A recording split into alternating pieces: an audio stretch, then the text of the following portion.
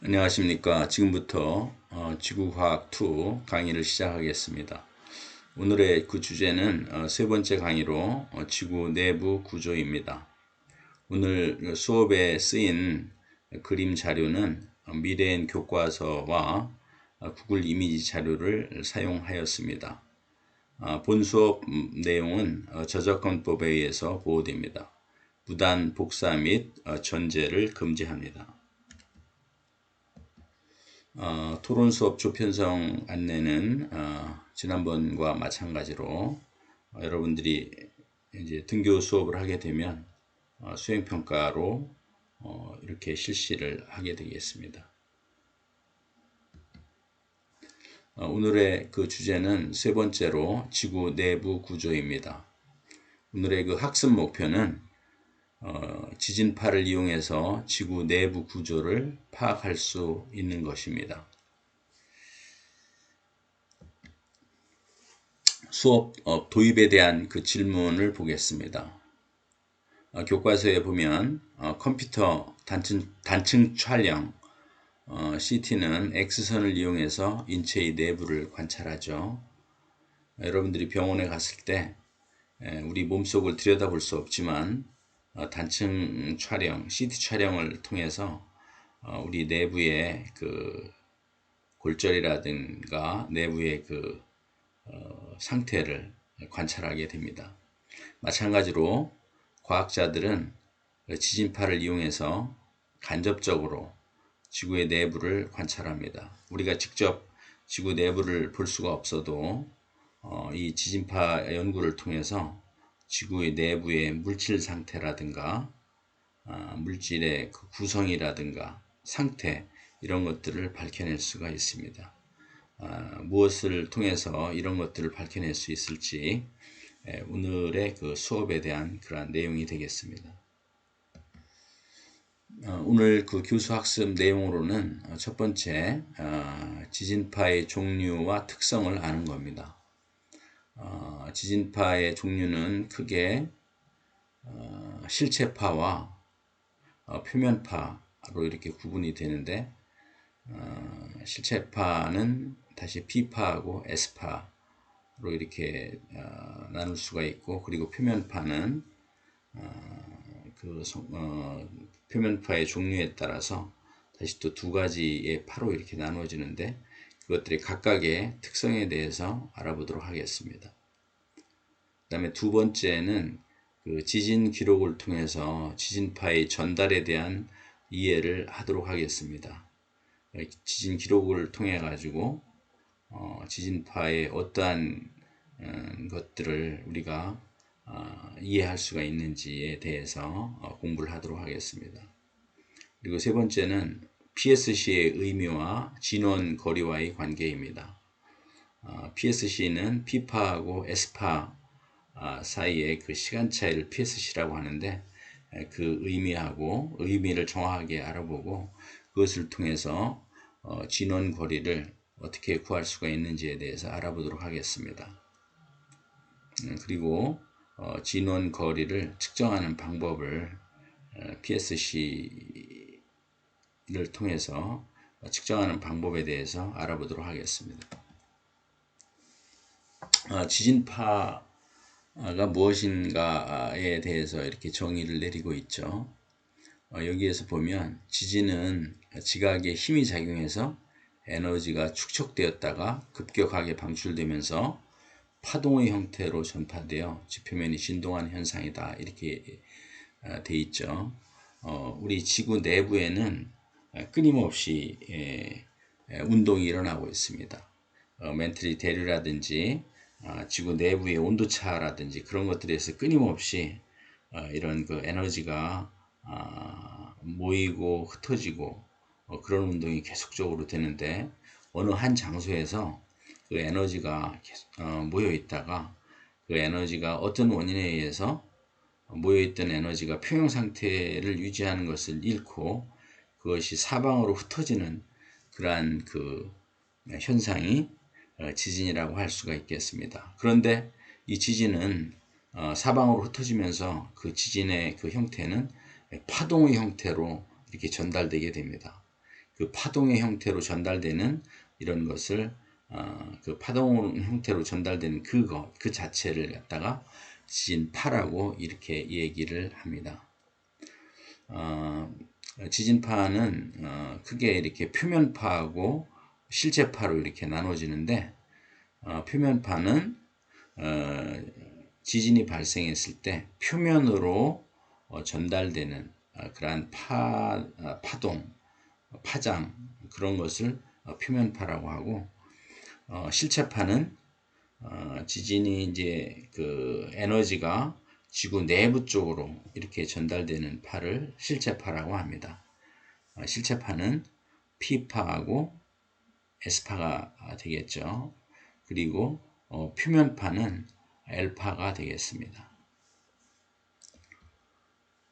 여기에 이 그림은 왼편의 그림은 진원과 진앙이 이렇게 있는데, 진원은 지진이 발생한 원래 위치를 갖다가 진원이라고 합니다.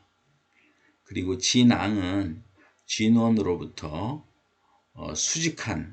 수직해서 똑바로 이렇게 진원이 여기 있다라고 했을 때 똑바른 방향으로 이렇게 그 지표면에서 수평선을 이렇게 그어서 수평면에서 수직한 방향으로 이렇게 쭉 선을 그렸을 때 지표면과 만나는 점, 그것을 진앙이라고 하고, 지진이 발생한 원래의 위치를 진원이라고 합니다. 그래서 진원에서 수평면을 그리고 수평면에서 수직하게 선을 그어서 지표면과 만나는 이 장소, 이것을 진앙이라고 합니다. 그리고 이렇게 지진이 발생하는 과정에서 이 지각 자체가 이렇게 난 그러한 그 형태를 갖다가 단층이라고 얘기하죠. 그래서 여기에 나와 있는 이러한 이 자체를 단층면이라고 해서 단층면이라고 하고, 지금 상반이 아래쪽으로 이동한 경우니까 지금 이와 같은 경우는 정단층 형태가 되겠죠. 그래서 진원과 진앙을 설명을 했고, 그리고 이거 지진이 발생하는 과정에서 이렇게 단층이 형성되는 그런 그림을 보여주고 있죠. 그리고 오른쪽 그림은 진원을 구글 자료, 이미지 자료를 찾아보니까 포커스, 진원으로 이렇게 표시가 되어 있죠.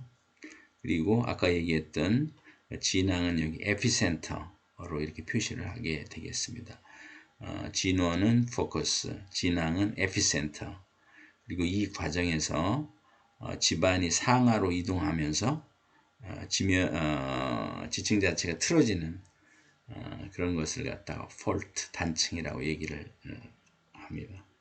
그래서 지진이 발생하면 이렇게 지반 자체가 이게 틀어지는 그 단층형이 이렇게 형성이 되는데, 이 그 지질 구조를 통해서, 이 지질 구조 내에서 지진이 발생한 원래의 장소를 진원, 그리고 지표면과 맞닿은 점을 진앙, 그리고 그 과정에서 지반 자체가 이렇게 틀어지는 것을 단층이라고 이렇게 얘기를 한다라고 설명할 수가 있겠습니다. 지진에 대한 용어였습니다. 여기서 진원과 진앙의 개념을 잘 여러분들이 이해를 해 둬야 되겠습니다. 이 그림은 지진파에 대해서 설명하고 있는데, 이 지진파는 이것은 지금 뭐냐면 실체파가 되겠죠.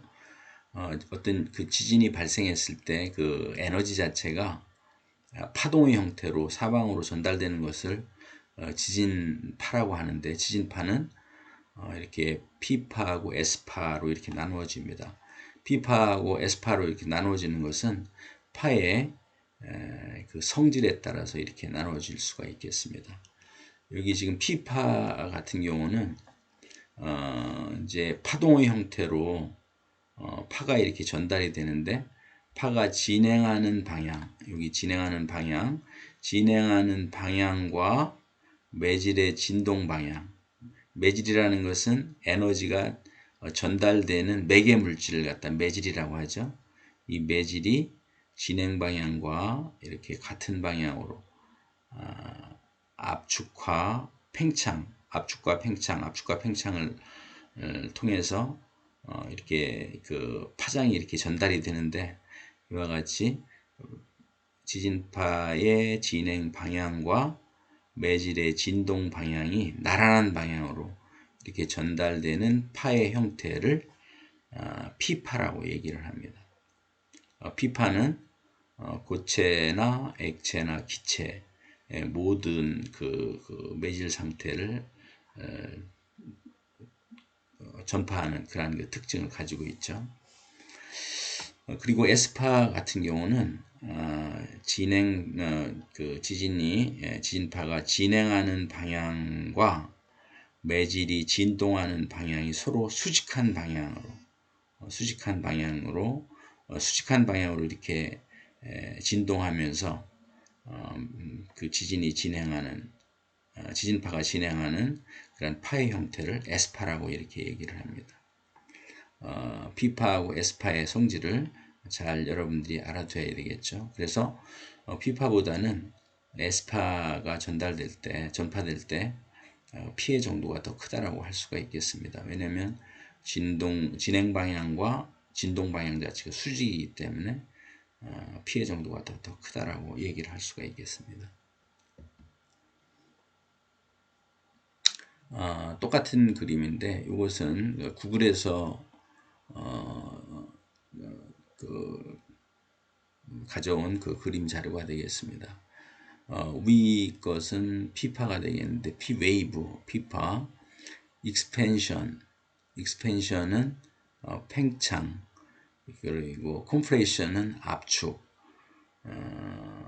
그리고 undisturbed medium은 매질이 서로 이렇게 디스터브하지 않은 그러한 형태가 되겠죠. 그래서 이런 경우는 수축과 팽창, 그리고 그 파의 진행 방향과 매질의 진동 방향이 서로 나란한 방향으로 이렇게 전달되는 것을 P파라고 하고, S파 같은 경우는 진행 방향과 진동 방향이 이렇게 수직한 방향으로 이렇게 진동하게 되겠죠. 그리고 레일레이 웨이브하고 러브 웨이브, 이것은 여기에서 뭐냐면 실체파가 아니라 표면파가 되겠습니다. 표면으로 전달되는 그런 지진파를 갖다가 여기서는 표면파라고 하는데, 레일레이 웨이브하고 러브 웨이브, 이 두 가지가 있습니다. 이것은 교과서에 실리지 않은 내용인데, 여기에서 보면은 레일레이 웨이브나 러브 웨이브, 이렇게 파가 이렇게 나누어진 것은 레일레이라는 사람이 밝혀낸 그 표면파의 그 형태, 그리고 로브라는 사람이 표면파 중에 하나인 로브라는 사람이 발견한 파는 이렇게 그 진행 방향과 서로 수직한 S파의 경우와 같은 형태로 이렇게 이동되는 것을 러브 웨이브라고 합니다. 그래서 레일레이라는 사람하고 로브라는 사람이 발견한 표면파의 종류가 되겠습니다. 여기에서는 B파하고 S파, 그리고 여기 두 가지는 이제 표면파인데, 표면파가 피해 정도가 가장 큰 것을 알 수가 있습니다. 왜냐하면 표면파는 표면으로만 전달되는 파장이기 때문에 그렇습니다. 그리고 여기 레일레이 파동 같은 경우는, 파 같은 경우는 이렇게 서로 이렇게 원운동을 이렇게 하고 있죠. 그래서 굉장히 커다란 그 피해 정도를 두고 있다. 표면에서 이렇게 원운동을 하면서 이동을 하니까 피해 정도가 큰 것을 알 수가 있습니다. 여기 지금 표면파에 대해서 나와 있죠. 이 표면파에 대해서 나와 있는 그 내용은 선생님이 아까 설명한 그 내용하고 같습니다. 여기 보면 earthquakes generate surface wave, 지진은 surface wave, 표면파를 generate, 형성하는데, 이 표면파는 travel, 운동한다. 어디로 운동해요? travel out from the epicenter along the surface of the earth.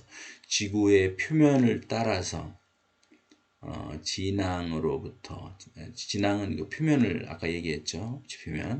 표면을 이동하는데 레일레이라는 사람이 발견한 그런 파를 레일레이파, 그리고 로브라는 사람이 발견한 파를 로브파라고 하는데, 이 로브파 같은 경우는 여기에 S 웨이브라고 되어 있죠.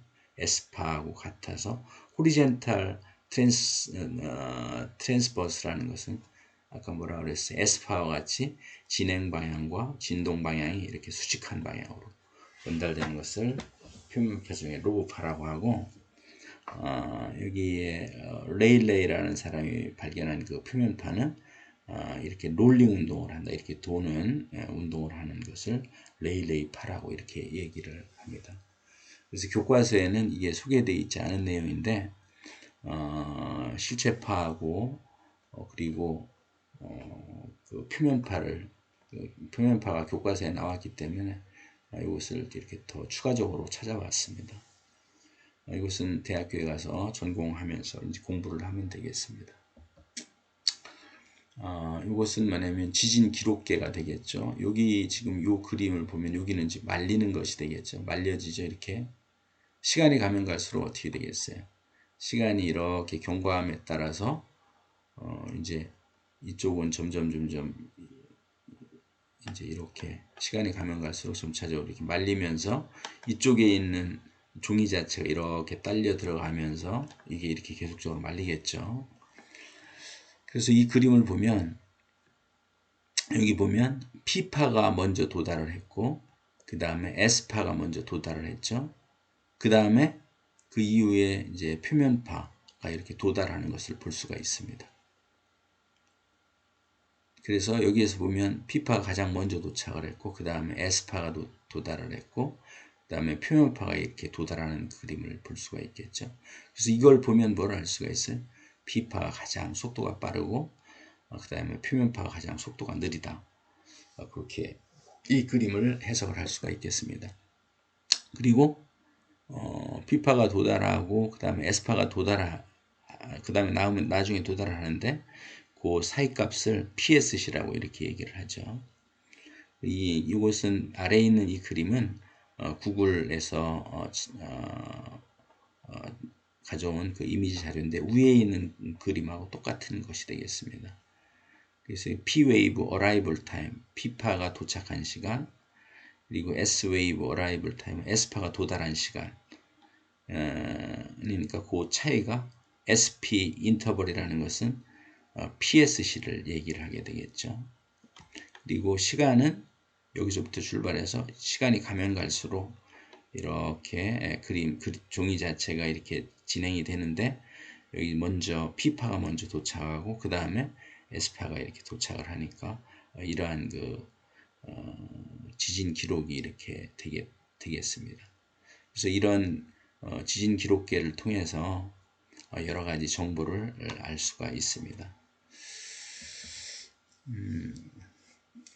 이것은 그 P파하고 S파 그리고 표면파에 대한 그러한 그 파의 종류 및 특성에 대해서 지금 나와 있는 그런 내용이 되겠습니다.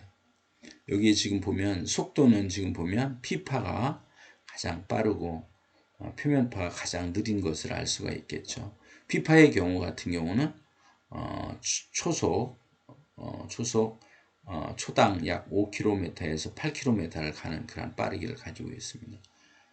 그리고 진폭 같은 경우는 표면파 자체가 가장 크죠.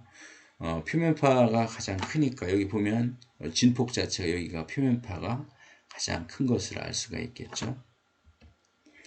그래서 표면파가 가장 크기 때문에 피해가 가장 크다라고 얘기를 할 수가 있습니다. 그리고 파동의 형태는 P파 같은 경우는 종파라고 그랬는데, 종파 같은 경우는 파의 진행 방향과 매질의 진동 방향이 서로 나란한 그러한 파를 종파라고 했죠. 그리고 횡파 같은 경우는 파의 진동 방향하고 매질의 진동 방향이 서로 수직한 그러한 파를 횡파라고 얘기를 했습니다. 그 피해 정도를 보면 그 표면파가 속도는 가장 작지만 표면으로 전달되기 때문에 가장 피해가 크다 이렇게 얘기를 할 수가 있고요. 그리고 통과되는 매질을 보면 피파 같은 경우는 고체나 액체나 기체를 통해서 전달이 된다. 그리고 에스파나 표면파 같은 경우는 고체의 매질을 통해서만 전파가 된다. 이렇게 얘기를 할 수가 있습니다. 그래서 이와 같은 피파하고 에스파의 통과 매질의 그 성질을 이용해서 지구의 내부의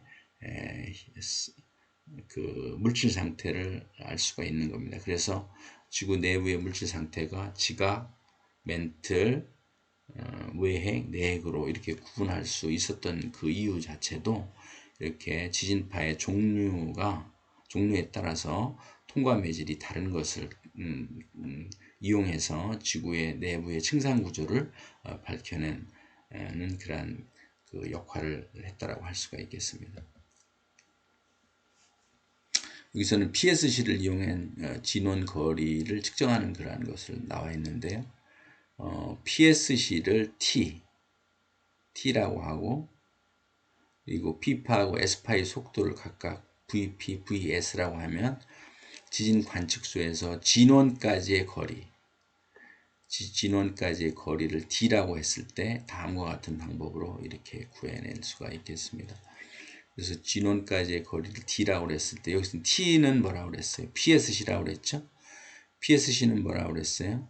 P파가 도착하고 나서 S파가 도착할 때까지의 거리인데 어떤 것이 나중에 도착을 해요? S파가 나중에 도착을 하죠? 그래서 S파가 도착하는데 걸린 시간은 어떻게 되겠어요?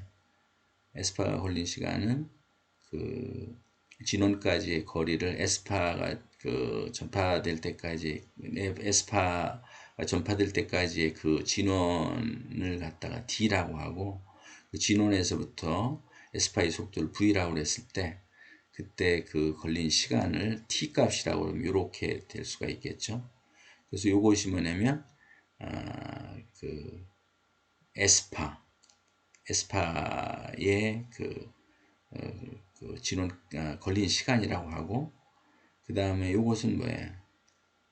그 피파가 진원으로부터 피파가 전파되는 데까지 걸린 시간을 t라고 했을 때 요 값을 그 차이값 자체가 뭐가 되겠어요? 그 PSC가 되겠죠. 그래서 그 나중 시간에서 처음 시간을 뺀 그 시간 자체가 그 차이값이 되니까 그 차이값 자체는 에스파 자체가 피파보다는 늦게 도착을 하니까 나중 시간에서 처음 시간을 뺀 곳이 t 값이 되겠죠. 그래서 이것을 d로 이렇게 정리를 하게 되면 이렇게 정리가 되겠습니다. 그래서 여기에서 d값, 즉 진원까지의 거리 d를 계산해낼 수가 있는 겁니다. 그래서 이 관계식을 이와 같은 그 PSC로부터 진원까지의 거리 d를 구해내는 식을 이렇게 도출해낼 수가 있다. 이렇게 알 수가 있겠습니다. 그래서 이 식은 이와 같은 그 원리에 의해서 도출해낸 그 식이다. 라는 것을 여러분들이 꼭 알아둘 수 있도록 하기 바라겠습니다.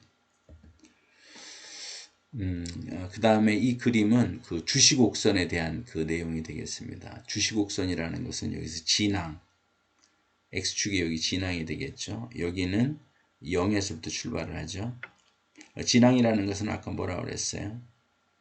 그 진원에서부터 수직하게 그려서 지표면과 맞닿은 점을 진항이라고 했죠. 그래서 진항에서부터 멀리 2000km, 4000km, 6000km, 8000km 이렇게 진항에서부터 멀어짐에 따라서 P파하고 S파가 도달되는 데까지 걸리는 시간, 그것을 이렇게 나타낸 표가 되겠습니다. 여기서 보면 진항으로부터의 거리가 멀어지면 멀어질수록 P파하고 S파, 이게 먼저 P파가 먼저 도착하겠죠. 그 다음에 S파가 도착하겠죠. 여기도 마찬가지로 P파가 먼저 도착하고 S파가 도착하고. 그래서 이 진앙으로부터의 거리가 멀어지면 멀어질수록 P파가 도착하고 S파가 도착할 때까지 그 차이값, 즉 PSC 값이 점점 멀어지는 것을 이렇게 알 수가 있겠습니다. 그래서 진앙까지의 거리와 지진파의 도달 시간까지 관계를 나타낸 이러한 그래프를 주시곡선이라고 한다. 그래서 여기서 보면 뭐를 알 수가 있겠어요? 그래서 그 차이값을 그대로 읽고, 그리고 요 그대 차이값을 읽어서 여기 그 차이값이 만나는 요것을 그대로 밑에서 이렇게 요 점을 이렇게 그으면 그것이 진앙으로부터의 거리가 얼마가 떨어져 있다, 이렇게 얘기를 할 수가 있겠죠. 이것을 구해낼 수가 있는 것입니다. 주시곡선을 통해서는 P파하고 S파 사이의 간격인 PSC를 구해낼 수가 있다, 이렇게 얘기를 할 수가 있겠습니다. 지금까지 우리가 공부한 내용에 대해서 한번 알아보도록 하겠습니다. 핵심 개념 확인하기 문제인데요. 첫 번째 문제는 지진이 발생할 때 관측소에 가장 먼저 도착하는 지진파는 무엇인가? 한번 생각해 보죠. 가장 먼저 도착한 지진파는 뭐예요? 가장 빠른 속력을 가지고 있는 지진파가 가장 먼저 도착을 하게 되겠죠. 진원에서 모여있던 에너지 자체가 그 평형 상태를 잃고 사방으로 흩어지는데, 그 사방으로 흩어질 때 파동의 형태로 사방으로 흩어지죠. 그때 그 파동의 형태는 P파의 형태로 또는 S파의 형태로 이렇게 진행이 되겠죠. 그리고 일부분은 또 표면으로 전달되기도 하고. 그런데 그 중에서 그 가장 관측소에 먼저 도달하는 것은 속도가 가장 빠른 것이 되겠죠. 그것은 이 표에 나와 있듯이 아까 설명했던 P파가 가장 빠른 속도로 이렇게 그 속도가 빠르기 때문에 가장 먼저 도착하겠다, 이렇게 얘기를 할 수가 있겠습니다. 그 다음에 두 번째 문제를 보면 P파와 S파의 도달 시각 차이를 뭐라고 합니까? P파하고 S파의 도달 시각 차이. 도달 시각 차이는 어때요? 그 P파가 먼저 도착하고 S파가 나중에 도착하니까 나중에 도착한 시간에서 처음 먼저 도착한 시간 그 차이를 빼면은 그 시각 차이가 되는데, 그것을 우리는 뭐라고 하나요? 여기서는 우리는 PSC라고 얘기를 하죠.